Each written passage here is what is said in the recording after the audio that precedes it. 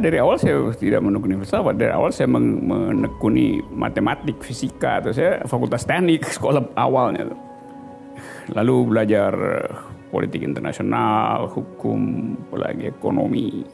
Dan saya merasa bahwa ya seluruh pengetahuan itu kan sekedar menguji konsistensi di dalam reasoning, di dalam penalaran. Filsafat sebetulnya mirip dengan matematik karena ingin menguji konsistensi. Matematik hanya menguji konsistensi. Jadi bagian yang sama antara matematika dan filsafat adalah di dalam memelihara keruntuhan penalaran. Salah bernalar dalam matematika dan salah bernalar dalam filsafat itu fatal. Artinya seluruh fasilitas untuk menghasilkan konklusi dibatalkan oleh gagal nalar. Di dalam filsafat namanya fallacies, gagal nalar. Nah itu yang saya pakai selalu untuk membahas sesuatu. Jadi kalau saya bilang rejim itu dungu, ya dungu karena gagal nalar. Karena inkonsistensi di dalam penalaran, dalam kebijakan. Bukan orang yang dungu, tapi cara berpikirnya dungu. Kebijakannya dihasilkan oleh penalaran yang dungu. Jadi orang bisa marah, silakan marah, tapi tetap saya tunjukkan bahwa itu gagal. Nah filsafat membantu kita untuk terbiasa menguji asumsi, mempersoalkan hipotesis. Jadi itu gunanya filosofi. Jadi bukan berniat dari awal, keterusan aja buat kalau belajar matematik, belajar fisika, ada kenikmatan, tapi belajar filsafat memungkinkan kita untuk do thing the unthinkable. Memikirkan yang tidak dipikirkan orang lain itu. Saya masuk ke filsafat justru karena saya tidak menganggap itu menakutkan. Bagi orang lain mungkin menakutkan karena memerlukan penelusuran ulang terhadap keyakinan-keyakinan sebelumnya itu, past event itu. Peristiwa yang lalu kan mesti kita batalkan. Kita belajar filsafat, ternyata dia bertentangan dengan past event kita tentang sesuatu yang udah kita yakini kan kita mesti bongkar kan. Itu yang sebetulnya mencemaskan dia. Jadi ya orang semacam itu ya nggak usah belajar filsafat kan. Jadi jangan dekati karena nanti bisa bunuh diri itu. Ya banyak orang yang nggak mampu dan akhirnya bunuh diri itu karena merasa terganggu tata tertib batinnya terguncang dan tata tertib pikirannya itu terlihat tidak rapi lagi. Lalu dia merasa ya nggak ada gunanya lagi hidup. Tapi ketika dia bunuh diri justru dia bermakna. Ya karena misalnya apa tindakan yang paling berguna dan bermanfaat bagi seorang, ya bunuh diri dengan alasan apapun. Saya menggunakan filsafat untuk membongkar persembunyian ideologi, untuk membongkar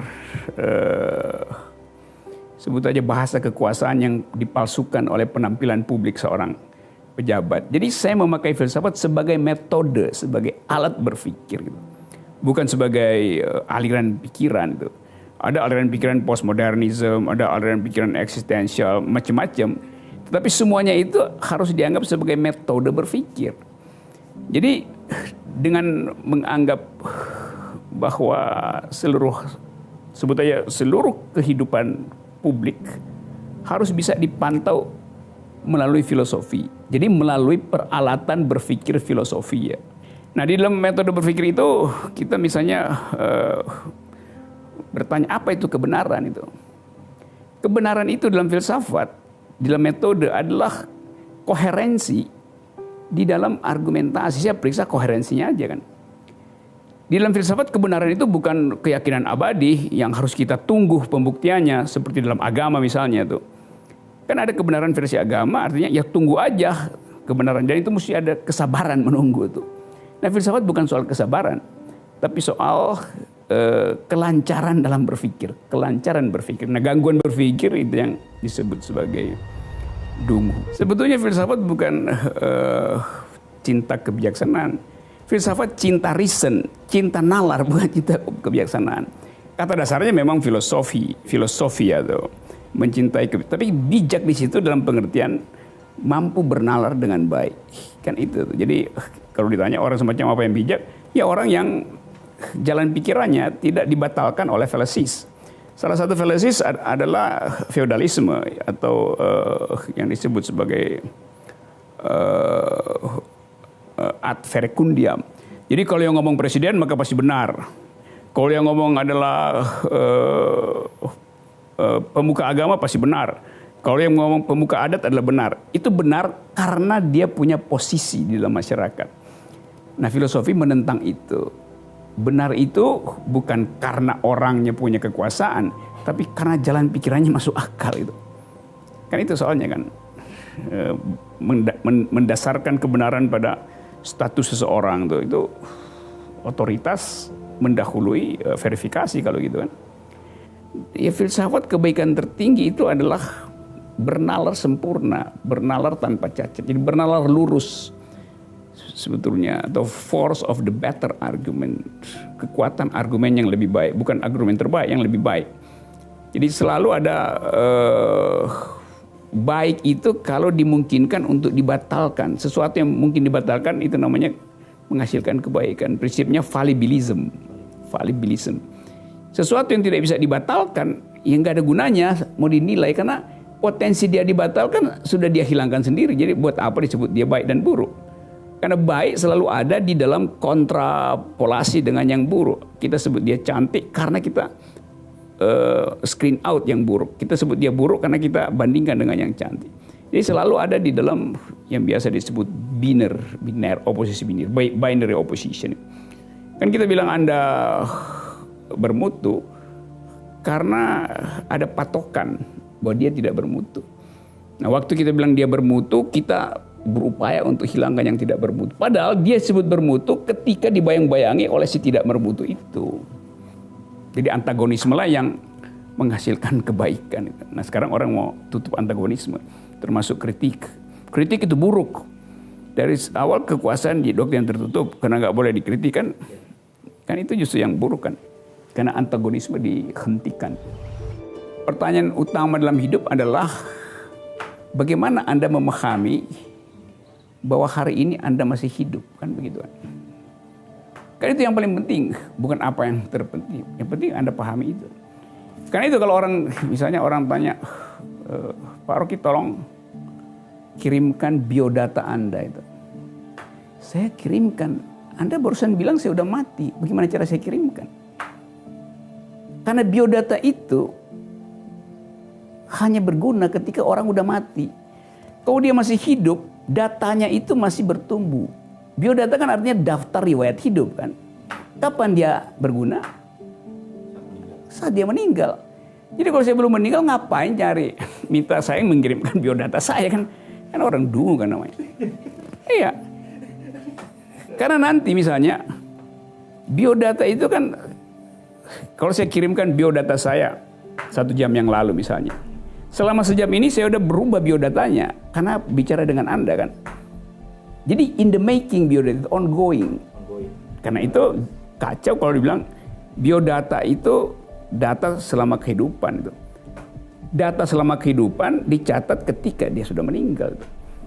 Jadi nggak ada data hidup. Data itu selalu tentang yang sudah selesai. Kan itu logikanya. Nah, iya kan? Jadi ngapain nyari biodata gue itu? Oh, gue masih hidup. Saya sering punya pengalaman yang membaca logika yang basa-basi itu. Misalnya nih, panitia kalau setiap kali saya kasih seminar nanti ada panitia datang terus saya biasanya bawa ransel sendiri. Pak, saya bawain ranselnya nih. Saya tanya, buat apa Anda bawain? Buat dibawa ke mobil. Loh, saya juga bisa dibawa ke mobil. Tapi nanti Bapak capek bawanya. Loh, dari tadi saya bawa ini saya nggak minta tolong orang. Ngapain lu tiba-tiba anggap saya capek kan? Jadi basa-basi sebetulnya kan. Ngapain lu bawa barang itu? Atau habis seminar udah jam 2 misalnya. Pak Rocky belum makan ya? Iya, saya belum makan. Oh, kalau begitu kita cari makan dulu. Kenapa? Ya pasti lapar kan Pak Rocky kan?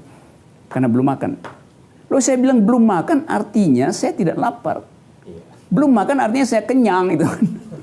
Ngapain nggak jawab? Jadi karena dia berbahasa basi nggak mau tanya saya lapar apa enggak. Dia tanya sudah makan atau belum. Saya bilang saya belum makan. Maka dia simpulkan saya lapar. Saya belum makan artinya saya kenyang. Karena itu saya belum makan kan. Itu bahasa basinya kan begitu kan. Jadi saya mau lurusan begituan supaya ada yang jelas kita ucapkan dalam cara kita untuk meluruskan pikiran. Tentu kadang-kadang dalam nada bercanda supaya dia nggak tersinggung. Tapi saya bilang ya, jalan pikirannya kan ngaco itu, mengucapkan itu. Nah bangsa ini kekurangan tradisi untuk saling menegur pikiran loh, bukan menegur kelakuan. Ya kelakuan ya udah lo pilihlah kelakuan lo sendiri itu urusan moral. Tapi pikiran kan mesti ditegur. Ada upaya untuk mengendalikan negeri ini dengan memanfaatkan beberapa orang yang sebetulnya secara kapasitas tidak ada itu. Tapi itu bagian dari permainan politik global. Itu sama seperti kita ingat Trojan Horse itu. Yang diselundupkan ke dalam boneka kayu, patung gede Trojan Horse. Disusupkan ke wilayah, sebut aja NKRI, terus dia turun dari situ lalu kuasai. Hal semacam itu ada di dalam persaingan global hari ini nih. Antara misalnya Amerika dengan Cina. Kebetulan Cina lagi kena coronavirus kan. Sehingga dia terpaksa mesti menghentikan sejenak ambisi dia untuk menjadi superpower. Tapi dalam tradisi politik dunia, kalau kita pelajari siklus politik dunia, memang selalu mesti ada dua power di dalam politik. Supaya nggak ada yang menguasai. Nah, Cina berupaya untuk menandingi Amerika kan. Tetapi keadaan ekonomi Cina tidak memungkinkan dia dalam waktu 1 dekade menyaingi Amerika, tapi Cina tetap potensial superpower. Nah kita akhirnya menganalisa Trojan Horse misalnya, mitologi Trojan Horse itu dari perspektif persaingan global tadi itu. Nah, sekarang Indonesia mau masuk kemana di dalam era itu? Kalau kita bilang, ya kita mesti lakukan pertahanan rakyat semesta seperti konsep Pak Prabowo. Itu mungkin karena biaya untuk menghasilkan peralatan perang 4.0 memang belum tersedia di kita tuh. Belum ada di kita. Sehingga kita bisa misalnya beli peralatan militer canggih tetapi dengan kondisional bahwa kunci beberapa peralatan militer itu, kunci digitalnya disimpan di negara pemberi bantuan peralatan itu kan. Misalnya Cina mengunci digital kita sehingga kita hanya boleh launch balistik itu 1 kilometer, nggak boleh sampai 10 kilometer tuh, nanti mogok sendiri tuh. Itu namanya Trojan Horse juga kan, dikuasai secara hegemonik, secara digital. Karena kita nggak mampu bayar itu kan. Jadi kalau industri strategis tidak dikembangkan sendiri di dalam negeri, maka kita jadi bulan-bulanan negeri lain. Tapi di dalam negeri ada pilihannya, mengembangkan industri strategis atau mengembangkan keadilan sosial. Kan itu juga trade off kan. Seorang perempuan namanya Greta Thunberg dapat award sebagai Person of the Year dari majalah Time. Karena berhasil mengumpulkan 240 juta orang untuk lakukan climate strike. Demonstrasi anti lingkungan. Ini perempuan umur 15 tahun. Kelas 2 SMA mungkin yang melakukan itu. Dan dia bertemu dengan berbagai presiden dunia untuk program climate perawatan lingkungan ini. Nah soal-soal semacam itu yang saya bilang dunia bicara tentang global ethics yang isinya adalah environmental ethics, feminist point of view, ecofeminism. Sementara Indonesia ambisinya cuma satu, tanam beton di sarang burung di Kalimantan. Kan itu bertentangan dengan inspirasi untuk menjadikan orang ingat bahwa Indonesia adalah ibu kota lingkungan hidup dunia kan. Nah hal semacam itu yang di dalam mitologi biasanya disebut sebagai Cassandra Paradox. Cassandra adalah perempuan yang diberi kemampuan oleh dewa-dewa di Yunani dalam mitologi. Dia mampu jadi fortune teller, mengatakan apa yang akan terjadi ke depan. Tapi dia sekaligus dikutuk bahwa tidak ada orang yang akan percaya pada dia. Maka itu disebut Cassandra Paradox. Kita lagi berupaya menjadikan dunia ini nanti 50-100 tahun ke depan, ingat bahwa Indonesia menyumbang oksigen pada dunia. Tiba-tiba idenya adalah pindahkan ibu kota. Kalau ibu kota pindah, koruptor ikut pindah ke sana. Koruptor adalah poluter yang paling besar. Dia akan, industri ekstraktif akan tiba lagi di situ. Tapi nanti orang bilang, ya kan lahan di situ kan lahan udah terlantar, jadi bikin ibu kota aja. Lahan terlantar itu bagi seorang ekologis, tanam pohon bukan tanam beton. Gitu. Logiknya begitu. Buku filsafat yang kalau ada mahasiswa ingin tanya, sebaiknya saya mulai baca buku apa? Nah itu saya bisa jawab, tapi walaupun itu bukan buku favorit saya, tapi saya tahu dia akan membantu. Misalnya, Anda jadi mahasiswa filsafat, atau mahasiswa sosiologi, mahasiswa ekonomi, mahasiswa hukum, mahasiswa apa aja. Mahasiswa semester 1, dalam mata kuliah apa aja, sebaiknya membaca buku dari Bertrand Russell yang sangat tebal, History of Western Philosophy, itu yang sebalnya mungkin 1.500 halaman, tebal banget. Karena di situ diterangkan sejarah intellectual history itu. Dari awal sampai abad 20 itu. Jadi kita bisa baca tentang perkembangan ilmu ekonomi, perkembangan sains di situ, perkembangan matematik, perkembangan filosofi di dalam satu buku itu. Res publica itu diutamakan daripada res privata. Res artinya thing, hal-hal yang menyangkut publik disebut res publica itu, urusan publik itu. Machiavelli justru orang yang pertama menerapkan etika publik, yaitu membocorkan keadaan istana supaya publik tahu bahwa istana itu isinya adalah tukang tipu, maling, koruptor, manipulator, buzzer, segala macam kan. Machiavelli yang bocorin itu melalui traktat yang disebut tadi sang pangeran tuh, Il Principe, The Prince. Dulu itu kita punya satu tempat belajar bersama yang namanya Sekolah Ilmu Sosial, SIS itu. Itu salah satu itu ada teman saya itu. Di fotonya ada juga tuh Pak Cosi namanya tuh. Pak Cosi bisa tanya dia juga. Di foto itu. Jadi itu dosen-dosen pengajar di situ. Saya disebut kepala sekolah di situ. Saya susun kurikulumnya. Kita ingin agar supaya di Jakarta ada satu pusat studi yang memfasilitasi semua pengetahuan filosofi, ekonomi, sosiologi, psikologi, sejarah, segala macam. Nah itu kita sebut itu sekolah ilmu sosial. Jadi semua ilmu kita sebut ilmu sosial, pada waktu ekonomi ilmu sosial. Nah itu dosen-dosen ada Arif Budiman, ada ya Pak Salim Said, ada Ignas Kleden, ada Pak Syahrir ekonom, ada Pak Darmin Nasution, ada Daniel Dakida. Ya itu foto. Saya juga nggak tahu dari mana orang dapat foto itu. Saya juga nggak punya foto itu Ya foto lama. Saya ingat itu foto di daerah sini, daerah Puncak situ kita lagi. Rapat kurikulum waktu itu ada Rahman Toleng. Ya itu. Yang kemudian orang anggap itu kumpulan yang disebut PSI dulu ya, bukan PSI sekarang. Di pikiran sosialis, ya memang ada unsur itu. Atau kaum liberal kiri, ya memang ada unsur itu. Karena waktu itu Indonesia dalam era otoritarianisme, ada developmentalisme dari Pak Harto, dan kita ingin agar supaya mahasiswa punya atau publik umumnya punya cara berpikir lain dalam melihat masa depan ini. Maka dibuat sekolah itu, sekolah ilmu sosial. Tapi cuman mungkin 3 tahun terus dilarang oleh pemerintah karena dianggap itu di luar pakem. Setelah institut itu kita dirikan, ada Gus Dur di situ, ada beberapa tokoh LSM, ada intelektual. Di dalam upaya untuk bikin parameter bahwa kesetaraan warga negara mendahului segala macam perbedaan. Ethnicity, agama, power relation, economics,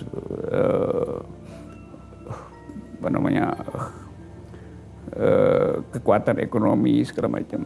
Jadi semata-mata demi kesetaraan warga negara itu disebut setara. Jadi demokrasi ingin dihasilkan ulang dengan satu prinsip bahwa hanya di dalam kesetaraan antara manusia dimungkinkan kesetaraan argumen. Sebab kalau nggak ada kesetaraan antara manusia, nah orang yang merasa dia darah biru bisa menganggap argumennya juga biru, padahal argumennya butek kan. Kan itu soalnya kan. Jadi kita ingin setara itu di dalam pikiran supaya aspek-aspek demokrasi bisa dirawat ulang dengan prinsip-prinsip kesetaraan itu sendiri.